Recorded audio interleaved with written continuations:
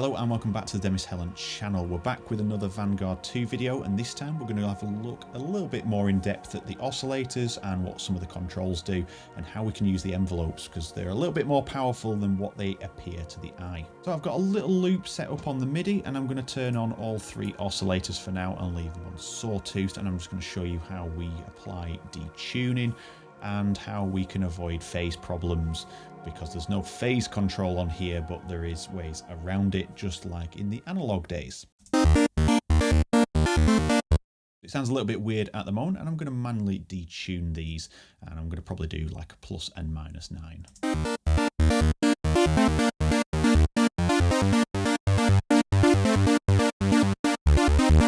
So you can see it's sounding a lot more acceptable at this moment, but then we have the VCS and the fat control here that can add on top of that.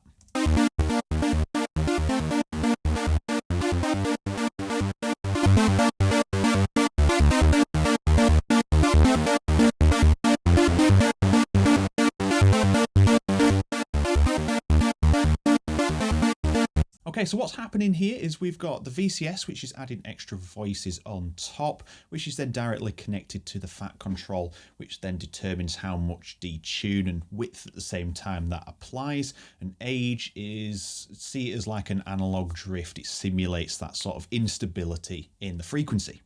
And just to make a point, all the oscillators are free flowing at this point until we hit retrig, and then it will hit the same phase point every time, which is not desirable, but it is in sort of bass design, acid design, all them sort of sounds that have a mono sound to them. So let's just have a listen to what retrig does, and then when we turn it off, you'll hear we have our original sound again.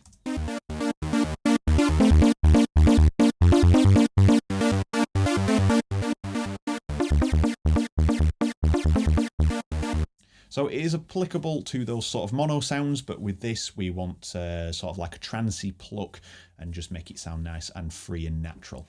So that's the oscillators in a nutshell. We do have more sounds, but we will just take a look at a couple of them and just add them into the sound design later on. So the envelopes, we have the top one, which is essentially your amp envelope. The second one is your filter envelope, and the third one is a filter envelope. Technically, the first one is also a filter envelope. So to explain that, we have a series of extra knobs after the attack, decay, sustain and release. So we have a level on the first one, which is because it's your amp mod, but then we have control over the pulse width, the cutoff and detune. And then on the second one and third one, we have resonance, pulse width, cutoff and pitch. These are all predetermined because there is no mod matrix. There's no way to connect them up with other things. It is just how it's set, but it's still quite powerful in how it works. So let's start by shaping the sound with the amp mod, and then I will turn the filter down and shape the filter mod, or the first of the filter mods.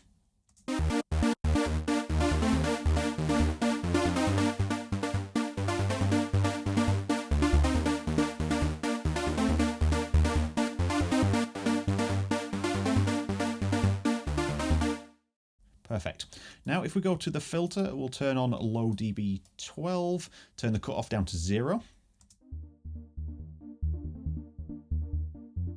And then we can use the second envelope here to control how that filter is opened and create a pluck.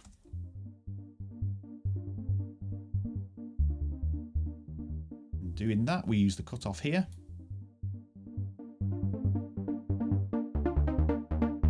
Get a lovely little animation down here to say what's going on. You can see how far that filter is opening. We can do the same with the resonance if we want to.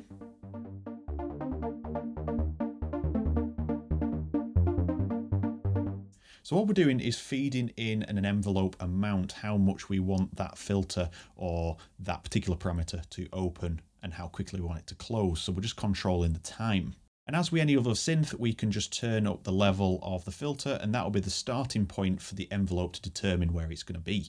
So the cutoff is the indefinite place where that envelope is going to start opening the sound.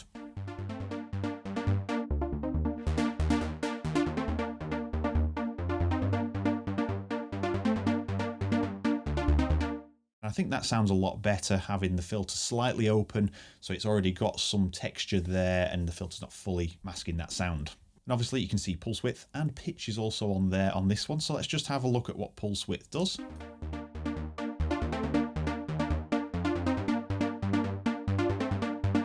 Not too much at the moment, but you'll hear it more when we change up some of the oscillators on there.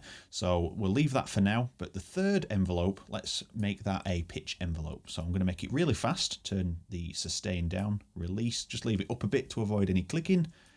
I'll bring the decay right down, and then we'll turn this up and dial it in.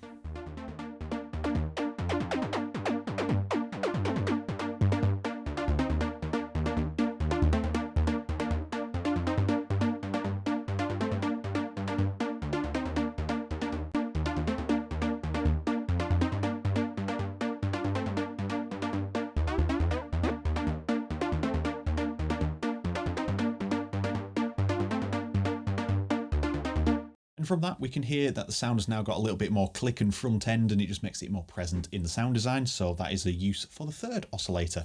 You can also do that with the second if you wanted to, but the shape is a little bit more open, so the decay would be slower and you'd hear that pitch slide. If that's what you're looking for, then you can just do it with one. So I'm just going to quickly shape this sound up a little bit here. So I'm just going to put some delay on and some reverb.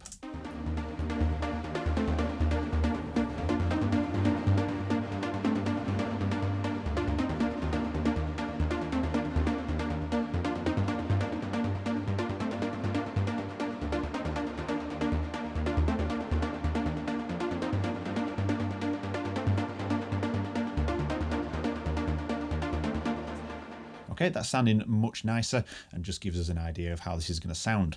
And just before we finish on the envelopes, we can reverse them as well. So you can see that we can go to the right and it'll open up the filter, but we can also go to the left and close the filter. So if in this position, we can make the sound design a little bit more subdued by having the sort of louder parts closing the filter so it sounds a little bit softer.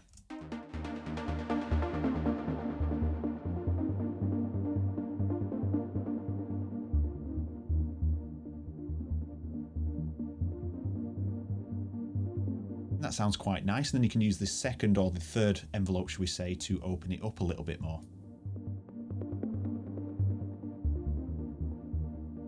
But you can hear that we've got that applying a bit of transient, so we won't be using that one in this demo. So I'm going to turn this back roughly up here to where it was.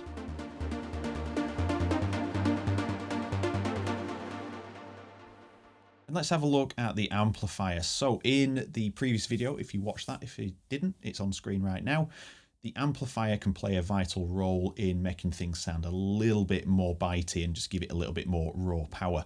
So in this one, it's going to give that effect, but we're going to have to drive it pretty hard to get it to sound any different, but it can aid in the sound design and just change the way the whole timbre of that sound is.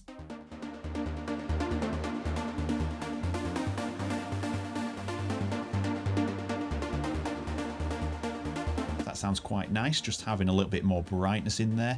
And we have velocity tracking and spread attached to this as well.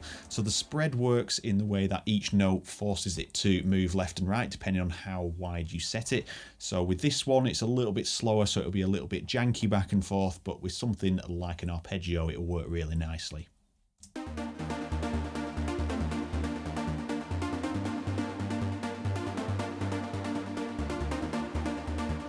So just a little bit in there sounds nice. So we do have distortion, but we're not really going to apply it to this because it's pretty harsh, but for basses, acids, that sort of thing, it does sound really well. Just a quick demonstration of it though. So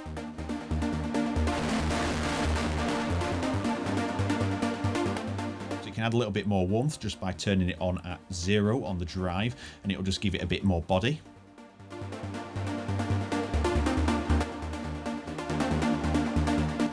It still drives it pretty hard just because of the nature of distortion. But if you want to use that, that's absolutely fine. And we're not going to touch on the LFOs really because they're self-explanatory. It's like any other LFO. We just have one per channel. So oscillators 1 to 3 has LFOs 1 to 3. And you can control the speed, the detune, the pulse width, and the cutoff. I was going to say power then, the pulse width. So we can automate this, and also the cutoff here of the filter, which is connected directly down here. And we can have it in sync mode, free mode as it comes standard, and we can re-trigger those as well if we want to. So let's take a look at changing oscillator 3. I'm going to put, say, the async on there. Really nice sound. And I'm just going to mess around with the pulse width here and see if we can change up the sound design.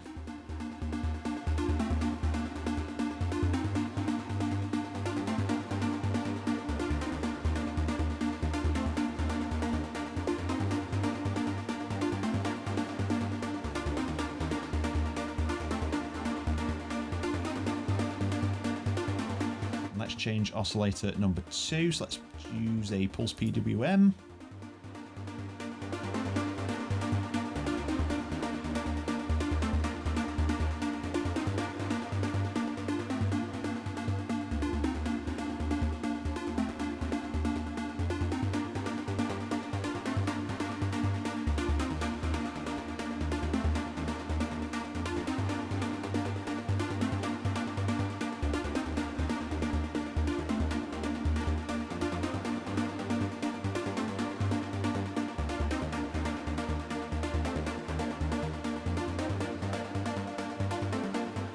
So you can see that is helping change the shape and tone of that. It's very minimal in how we're doing it here because of the nature of the sound. Other sort of like waveforms are going to be a little bit more obvious when you move that pulse width. But you can hear the tone of it changes and thus the texture and everything else. And you can get something a little bit sharper, a little bit thinner, a little bit thicker. It depends on what you're using and how you apply it.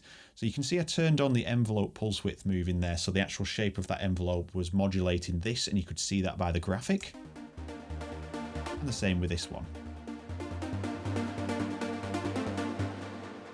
And I think that really brings us to the end of this video. There's not much else to talk about apart from just experimenting and creating some new sounds. It's just nice to have Vanguard 2 back in the studio. It's been a long time. I had a video previously at Vanguard 1 on how to get it working, and then that was kind of crushed by just technology advancing and the fact that there was no support at the time.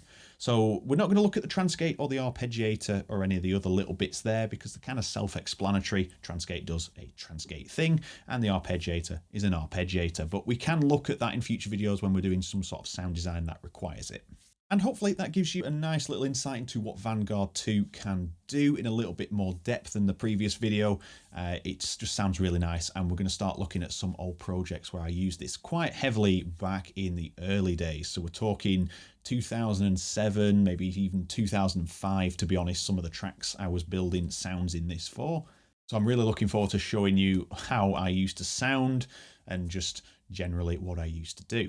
With that said, thank you very much for watching. I will see you all in the next video.